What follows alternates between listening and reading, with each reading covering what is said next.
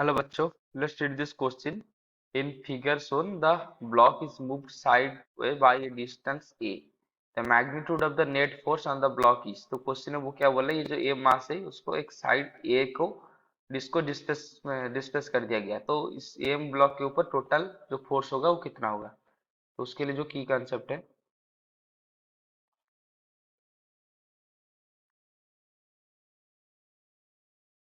तो की कंसेप्ट क्या है कि जो स्प्रिंग फोर्स होता है एफ, उसका फॉर्मूला क्या है, माइनस के इंटू एक्स।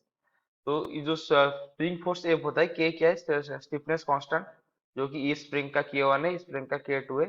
और एक क्या है, एक एक से उस displacement from the mean position या नेचुरल लेंथ से उसको जितना डिस्प्लेस करा जाएगा उस वो है एक्स। और इधर नेगेटिव साइन क्या दिखा रहा है, नेगेटिव साइन ये फोर्स की डायरेक्शन दिखा रहा है, मतलब एक्स डिस्प्लेसमेंट जिस डायरेक्शन में करा जाएगा उसका अपोजिट डायरेक्शन में फोर्स एक्ट होगा।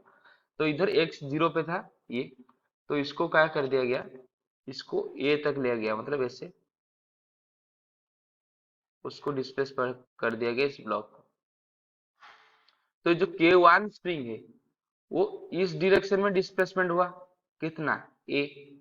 और जो के टू है वो भी, के टू स्प्रिंग जो है ये भी इतना डिस्प्लेसमेंट इधर हुआ, वो भी कितना मैग्नीट्यूड है, ये ए। यानी कि एम मास के ऊपर जो के वन स्प्रिंग है वो किस डायरेक्शन में फोर्स देगा, ये इस डायरेक्शन में फोर्स देगा। क्यों, क्यों डिस्प्लेसमेंट हुआ है इस डायरेक्शन में, राइट वर्ड को डायरेक्शन, राइट वर्ड को डिस्प्लेसमेंट हुआ है, यानी कि लेफ्ट वर्ड को फोर्स देगा। सिमिलरली के टू भी कंप्रेस हुआ है राइट राइट को, यानी कि फोर्स भी देगा लेफ्ट को, यानी कि दोनों फोर्स राइट को आए लेफ्ट को आएगा।